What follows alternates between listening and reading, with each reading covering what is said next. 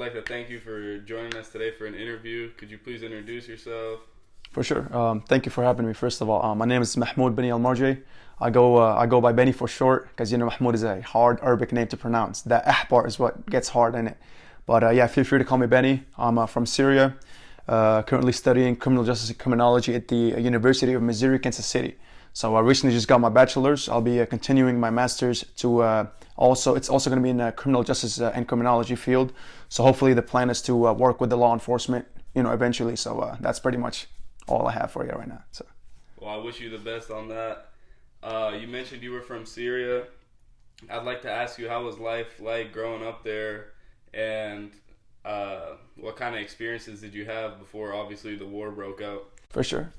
Honestly, it was different. That's I think it's a powerful word to use. It's the word different. But what I mean by it is, in Syria, first of all, Syria is an Islamic country, right? So when you compare Syria and the United States, you think, first of all, in school, right? You're not really close to, for an example, when you're in a class, right? You're not in the same class with girls and boys, but they actually separate you from a young age, so you can get used to that habit of actually being away from girls, and just because it's an Islamic country, there's a lot of Islamic rules where you're just not supposed to be close.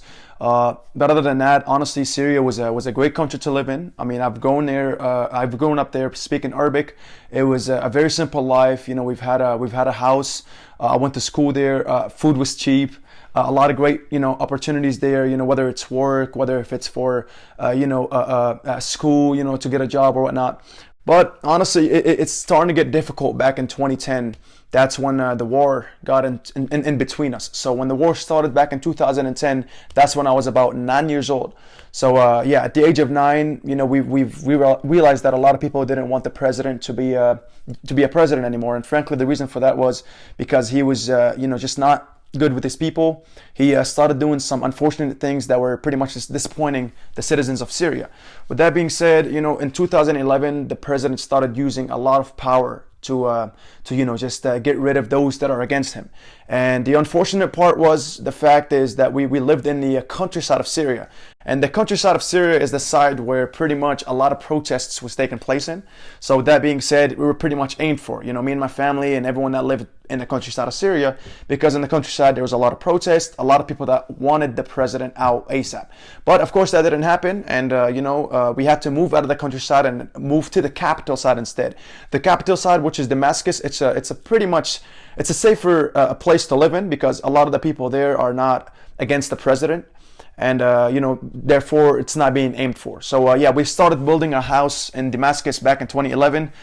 We finally moved in it in 2012 because it started to get real. I mean, I'm talking about the war was literally outside my house in the countryside, and then a lot of fighting, a lot of the window got broken, and then we've known eventually that the house was gonna go down. And after a year when we moved, we heard news that the whole building went down, and we seen it coming. So just think about those that couldn't afford leaving the country, or pardon me, leaving that side of Syria. Just think about those that actually couldn't make it out, and how they had to deal with going down with the war.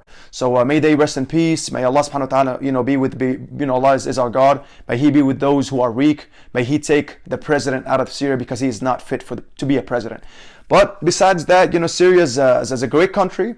I've enjoyed living there for the 10 years I spent there. I appreciate the fact that I was welcome there with all the people, and that's just pretty much what I have for you from Syria. But I'm happy I'm here now in the United States, and I can't say otherwise. So you talked about Syria there and the issues that are occurring. How do you feel that it's not really something talked about in the world today, and it's more on the back end of what is talked about? For sure. Honestly, it's not just Syria, but I feel like there's quite a few different countries, like Palestine, for an example, that are just not being talked about.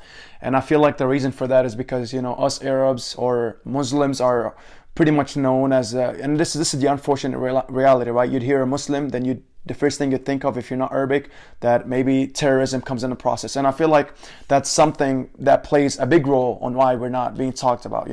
Syria is a good country, and I feel like all those Middle Eastern countries are. But I feel like those people that give you the wrong picture, we shouldn't be pretty much influenced by them, right? We shouldn't be judged just because someone else did a mistake on our end. For an example, Palestine right now, they're going through the war, and they're having a lot of struggles. In Syria right now, they're going through the war, but what you should know is the president. Why the question that should be asked is, why is he still standing? And that's when the part comes in, right? Because of course he's giving everything that Syria has to those countries that are supporting him. He's selling his own country to buy power from other countries that are above him. So this is why, we had to leave Syria, because it just, over the years, it's not right anymore. I mean, we've lived there for the longest, and the war started coming in, and we were kicked out of the country, not to mention those that were killed inside of their own country, and it's still happening. And statistically speaking here, 50% of the citizens in Syria are either dead or pretty much, are refugees in other countries that are literally just living in a different country, not having a single penny to live with. So that's the unfortunate reality, again, that I'm mentioning to you. So it's really sad. But I have a dream that one day, hopefully, we'll go back to normal. I know there's a lot of construction that needs to be done. I mean, Syria is almost like it's not Syria anymore. A lot of the buildings I've known, including the school, including my house in the countryside that I mentioned to you, they're all just like dust on the floor. And then that's the sad reality that we live in now. But I feel like we should really, and part of the reason why I love being here today is because you guys are actually doing a great job by sharing those stories, by actually awakening the world, because a lot of people wouldn't know that this is happening, and part of the reason for that is because the media do cover all of these things up, and that's the unfortunate true news. You know what I mean? So again, I just hope that we can continue doing this beautiful work and try to spread the awareness more so people can know what's happening in this world. So yeah, we hope to do that. That's one of our main goals, and I really appreciate you telling us all about that. You elaborated on how about 50% of Syrians are either dead or refugees, left the country. So I want to ask you about how you came to the USA, and how was that journey? for sure. So luckily, in USA, I had a lot of my father's side that lived here. So for an example, his father, his sisters, a lot of his family were just originally living here because I guess they found great opportunities back when we were in Syria. So they found that America was a great place to be in, and that was way before the war in Syria. I mean, I'm talking that's probably back in the 90s. So yeah, they welcomed us. Luckily that I was a citizen originally here at the age of 5 months old. That's when I pretty much went to Syria, and I'm the only one in my family who was actually born here in America. But my mom, my father, my siblings, they're all born in Syria, but they already are citizens because they've went through the whole process of being a citizen, and that took them about 10 years. But yeah, they're all our original citizens, and I'm the only one that was born here. So for me, in my case, it was really easy for me to come to the United States. But in my family's case, it was difficult at first because the war started and they weren't citizens yet. The paper process and all those things still needed a lot of work to do. So luckily, finally, I think Obama was the president during the time. I believe he came out with a rule where he allowed all Americans that lived in Syria to pretty much have the opportunity to travel for free, including myself. So that really helped. But on the other hand, my family weren't citizens, so we had to wait for their papers. So that, I think back in 2012, that's when they finally became citizens, and that's when we were able to, luckily get to the United States. But yeah, that's pretty much the only hard process. Besides that, it was easy to come here because my dad had his siblings that welcomed him in the house. We lost everything in Syria. So with that being said, we had to live in my uncle's house for about 9 months. And those 9 months, we had to work hard. We had to get back on our feet. And that pretty much included, my dad working overtime. It included, my mom also having a job. It included all of us just to work hard to get back what we lost because we were living like a beautiful life in Syria. My dad was a big businessman, and we never thought that one day we'd have to go through that. So yeah, I am very thankful for my uncle and for everyone that has actually helped me and my family to find a home here when we first came to the United States back in 2013. So yeah, I think besides that, we've after 9 months of spending it at my uncle's house, we went and bought a house really close to him, a very cheap house. It was in a great area, and now we're settled. So I'm thankful for that. I'm thankful for the United States and all the easy opportunities that are here for us. So.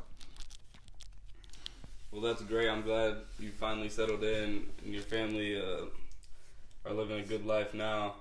A question I'd like to ask is, you talked about the adversity obviously you guys faced. I'd like to ask you personally, what was the adversity you faced, obviously coming, not being able to speak the language? How was it adjusting to school? How was it with meeting new friends. Obviously, I'm sure some people look down upon you being an Arab and stuff like that. How was that struggle? Absolutely.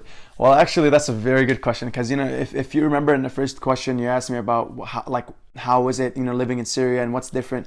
I feel like, man, in Syria again, when I went to school, I was young and I've never experienced being in the same school or even the same class with my friends, right? I mean, my friends, I mean my female friends, because here when I came to United States, I went to high school, and I think by the time we came back in 2013, I was in ninth grade. So in ninth grade, I realized that everything is different. Public schools, you'd go in, you have it's filled with girls and boys, and there's no separation, there's nothing. I mean, it's all just one, right? And that was pretty shocking to me at first because I'm not used to that. In Syria, again, we have rules, and those rules were just not the same here in America. So it was really different. I had to get used to that, and I remember when I first met a lot of my female friends. They'd come and give me a hug, and frankly, that was really weird for me. When they come to get close, I'm like, I don't know how to act because I've never been through that, and I don't know what their intentions were. You know what I mean? And then I realized I find out, and I realized that they have good intentions, and they're just actually my friends, and I just needed to get used to what's happening there. So yeah, man, I feel like going to school here in America was great. I feel like it was much easier than in Syria. One thing in Syria, that I can compare to here, honestly, the truth is, here you can find much easier opportunities to step in college, much easier, scholarships, for an example, is a great example. You can go to school here, and then when you graduate, in Syria, for an example, let's say you're going to school and you're planning to go to college. First of all, it's almost impossible to get scholarships in Syria back in time. I mean, now I'm quite certain they're trying to develop that and actually going beyond that and trying to help those students that can't afford colleges. But back in my time, I mean, and I'm sounding here like I'm old, but now for real, like back in 2012 or 2011. It was really difficult for all my fellow friends that were older than me to step into college, and that includes my cousins that were older than me. It was just so expensive, and it's almost like you needed the perfect score to step inside of a certain major that you would like to do. It was that hard, seriously, and that's the only thing that I'm thankful for here in the United States is you have a lot of opportunities, a lot of different majors that you can step into and be a part of. And there's a lot of scholarships that are being offered. So that's the only big difference here and there. That I would say, if you give me the option of whether I want to study here or Syria, hands down, I'd choose the United States because it has much more better opportunities for us. So, I like how you talked about that, and I hope people will listen to this and learn and see the opportunities they've been blessed with here, and hopefully take advantage of them. For sure. You talked about coming to America and how those were things you weren't expecting. I'd like to ask you, before you came to America, what did America mean to you? What did you think of it in Syria? And what does it mean to you? And how do you look at it now that you've lived here for almost a decade? For sure. Honestly, I've always known that America was my homeland too, because again, when you think of the fact that you were born here and you have family here from your father's side that you've never seen before, I always had I've always been excited, just thinking about, am I gonna go one day to America? And if that day comes, how is it gonna be like? Because all I hear is that America is a beautiful country back in Syria, that America is, just totally different. There's much more things here, and that was the truth. America is much different. It's like you'd see so many different things because of the culture here is just not the same in Syria. So that was really exciting for me, when I came here. But again, I have had a lot of friends that taught me a lot of things here in the United States, and honestly, I really appreciated that. I was so happy that I was coming here, and I was excited that America was filled with green. I mean, in Syria, it's almost impossible to see green. I mean, there's no grass. I mean, there's grass, but it's not the same. It's pretty much like a desert almost. I mean, there's a lot of beautiful places you can go to, but it's very small. I feel like compared to here, and you can just see more nature here. So yeah, I feel like I'm at home because America, again, I was born here and I fit in very easily. I feel like I get along with people very well, and I've worked with a lot of my fellow co-workers, and honestly, I've realized how beautiful the sponsor. It's like when you play sports and you realize that your teammates are your family. It's really the same when you come here to America. When I played soccer in Syria, I've always told myself that those friends are something that I never want to be away from. But here when I come to America, I had the same feelings when I started working, all those jobs. You know, everyone that I worked with, I started telling myself that, man, these people are amazing. So true, you know, what I'm trying to get to here is I wasn't disappointed by coming here, even though at first I had those thoughts that, wow, I'm really going to leave Syria. I'm really going to leave the country that I've grown up in and learned so many things from. But I realized that, wow, America is actually something beautiful. Taught me a lot of things. It gave me the opportunity of being a graduate student, you know, not having to go through the struggle that I would have went to in Syria. So I am truly appreciative, and I hope to continue, you know, making America proud. So you talked about obviously you've lived half of your life in Syria and half of your life in the USA. I'd like to ask you, like, obviously you have friends there, friends here, family here. What are the differences in culture between Syria and America, and which do you feel like you identify with more now? For sure. I feel like, of course, I mean, the cultures are again, they're different in many ways, but I feel like they also relate in many ways. When I came here to America, I didn't realize that there was a big Arabic community, a big Islamic community that honestly is very strong and very peaceful and very beautiful, because they allow you to do so many things with your Muslim brothers and sisters. You know, like the mosque I live next to, which is ICKC, the Islamic Greater of New Kansas City. So I feel like that community has actually showed me how wow, like we are as Muslims, we are really strong together, because they've built a whole community that brought in Muslims that has made it big, that we've always done like beautiful things, you know, like to make it a big and safe community. But the cultures, you know, again, like the school difference, that was one thing.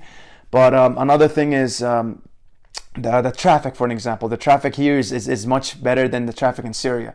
That's one thing, right? When you go to Syria, you'd almost want to not drive. You just want to walk to wherever you want to go to, because the traffic is just awful. Because Syria has, that population there is huge.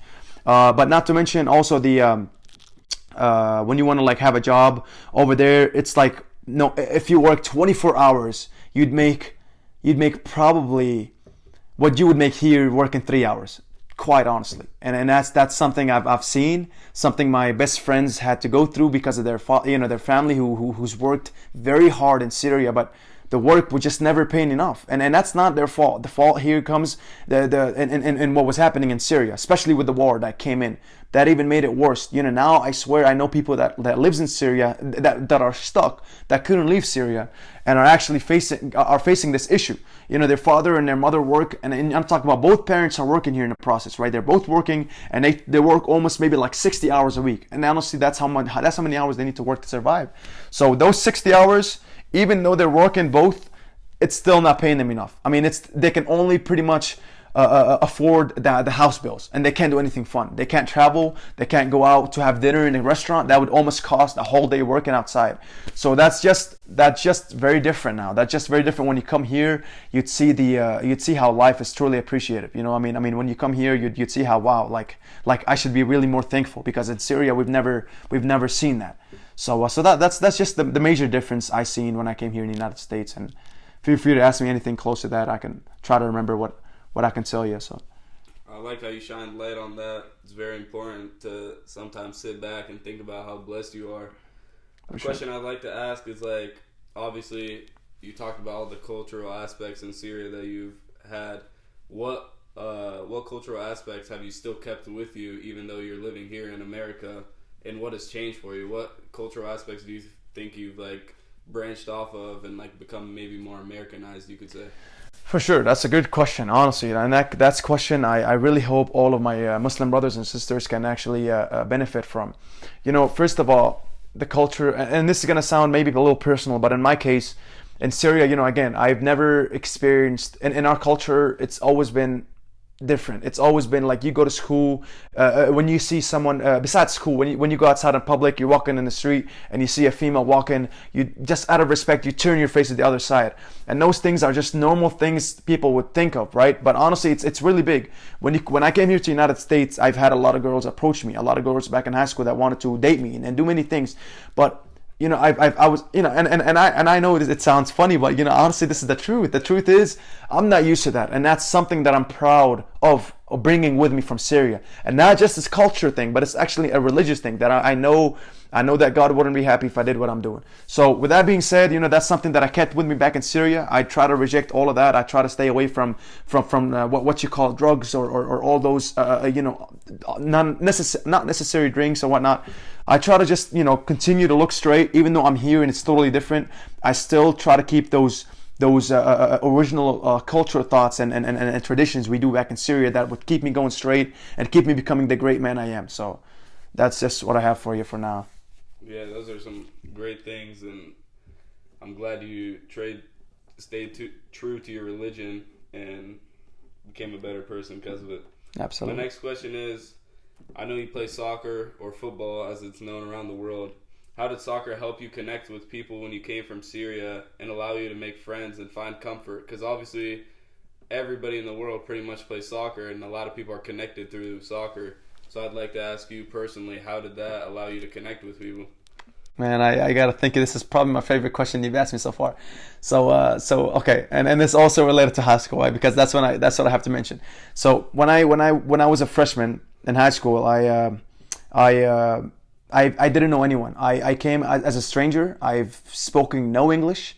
I've known no one, and the fact that I had to go through, seeing a complete different ways, a complete different, school that does many different things. Having girls in the same class and having just so many different things that I've never seen in Syria. It was all just adding up, and my head was about to explode. And I'm like, wow, am I really gonna fit? That was my first question. That was my first struggle. Am I going to fit here in America, in this school? Like, how am I going to learn the language?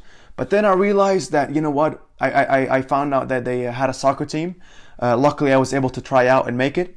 When I made it, at first I didn't have any friends and I had to speak English. I had a personal translator that walked with me for 2 years straight in high school until I was able to pick up the language. So for an example, every time I go to a class, she's there with me, translating what the teacher is speaking to me or to the whole class.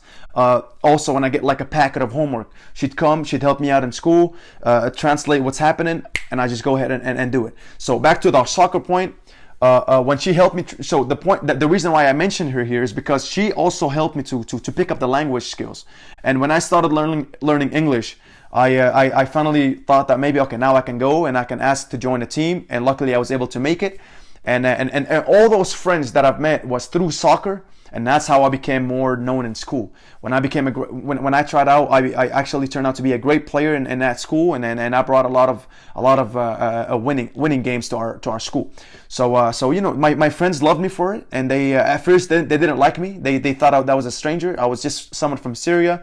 And then you know how that goes. When you see someone and you just think that, wow, I don't know who he is. He's not from here, so I don't want to be with him, because that's just, I feel like the truth is. That's what the truth is. Everyone, if you see someone out of the state or out of the country, you'd feel like you want to stay away, but that's not healthy. I feel like you should want to meet new people, because meeting someone from a different culture can teach you so many things, and this is the truth.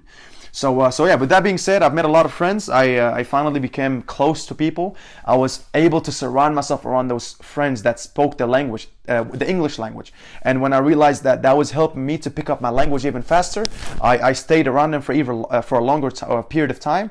And that's how I was able to meet all of them. So soccer is something that I'm thankful for, something that I love playing, something that I'm passionate for. It helped me in so many ways to be connected to a lot of the players or a lot of my friends that I met in high school. It helped me to become a great man, to keep me in shape, most importantly. So yeah, and also it kept me from being away from all of those bad things that other students can fall into. You know what I mean? So those programs, those sports, I feel like are truly important to have in school, because people would actually, and students can actually stay away from the drugs and stay away from all those bad things, realizing that they have they're offering the sport that they love to play in high school. So yeah, we are truly blessed to have soccer and sports, because it plays such a big impact on people's lives. I like how you talked about the situation you had, having to have a personal aide walk around with you. Those are things that people would not know about you. They see you in the street, they would not know that the struggle you had to go through to fit in. And that's like our hope as Diversity for Change KC, an organization. We hope to inform people about people's struggles like that. You talk about your culture and how people didn't want to really identify with you because they thought you were a stranger, but now those are some of your best friends. It just shows if you're willing to embrace other people's cultures, you never know what can happen. Like, we just need, as a society, need to be willing to embrace each other, and we'll grow together. Definitely. My next question is, what are your thoughts about how important it is to have people become open-minded about other cultures and how that can be beneficial? Definitely. I feel like again, I mean, when I met my friends in high school, and I started playing soccer, and they realized that I was a good guy, because at first they had a mindset where I was just that one different guy that doesn't fit in their school. I feel like the fact is that when they accepted me as being one of their friends, they learned so much from me. They learned so much from me, and how my culture do different things that at first they thought might have been funny, but eventually realized that it's actually very, very healthy for them. So, for an example, like staying away from I mean, for example, the girls, right? The girls was a big part. I told them that it's not healthy to just walk around from a girl to a girl, and just, I understand sometimes that could be something that interests your just something that interests you in general, something that you'd love to do because you fall in love with someone. That's normal, right? But what I'm talking about here is in high school, I've seen a lot of cases where a lot of the friends I've met, they go from a girl to a girl, and honestly, that just, again, the reason I keep mentioning that is because it was really, really, really strange for me. It was really different. I've never seen such thing in Syria, and that's something that I try to tell my friends that it's not healthy for you. It's something completely against our religion, Islam. And so yeah, they learned so much from me, and honestly, they loved what they learned. And so what I'm trying to get to here is, when you let someone inside your life, realizing they're from a different culture, you never know what you can learn from that one person. You never know how this one person can actually be the change of your life that you're looking for, right? You never know that what you needed in life right now mostly was that person, right? That changes what you thought about different things. So yeah, I feel like that's pretty much like spreading awareness. I feel like when you do that, you can become a great person. You can allow your brain to even get more bigger, right? You can allow your thoughts to be wider. You can become a greater person, and you can become perhaps a philosopher in the future. So yeah, because allowing these things inside will actually make you a great person. So I feel like don't block those people from your life that just because you feel like are from a whole different country or a whole different religion won't fit. No, trust me. If you let these people inside, I promise you'll learn so much, and you'd be thankful ultimately. So that is a great message, and that's something we hope a lot of people will take in and hopefully follow what you said. Last question here. What do you think is the main issue with why people cannot embrace other cultures and heritages? And do you think as a result that is why there are so many conflicts in the world today? Absolutely, man. Just like I said, people here, they have a mindset. And unfortunately, that's the truth. I mean, the world we're living in now. It's become a lot. It's become brutal, man. And that's the truth. Again, I've met so many people that just thought that Muslims were those one culture that or one community that just wants to destroy everything, that are terrorists, and they never knew what Islam is all about. They'd see again one case that happened, and then they judge it off of that. They just I feel like it's hatred that they fill their heart in with, and honestly that's not healthy, and this is honestly why the world is going through this struggle right now. I feel like, man, blocking those things are just not healthy for you. I feel like if you'd let them in, you'd actually realize that you're wrong. And many of my friends, and I promise you with this, that I've met that actually allowed me in their life, they've thanked me for what I've taught them, from what I learned from my religion and from my culture. They've actually become wiser. They've some of them, believe it or not, actually converted to become Muslims, and that's what I'm mostly thankful for. I'm thankful for those people that allows those friends to step in their life. I'm thankful for those people that don't just judge someone off of someone else. You know what I'm saying? So I feel like that's really important. Blocking someone off your life, or blocking a certain culture out of your life just because you're against it for unnecessary reasons, or because of an unhealthy example. I feel like, man, you should not judge that off of this. So just think about what you're thinking for. Think about what you want inside what you want inside of your life, and just be thankful for what you have. So yeah, that is very important, and we hope people after watching this interview will be willing to do that, and hopefully we can grow as a society, because at the end of the day, that's what our goal is by having these interviews and talking with different people from different cultures. At the end of the day, we want everybody to embrace everybody so we can become greater as a society, and hopefully that can happen. I'd like to thank you for your time, and this was truly a great interview. I learned so much, even me personally. You have a great story, and I wish you the best in the future. Appreciate it the most, man. Thank you for having me. And I hope you guys all benefit from this as well. I appreciate you.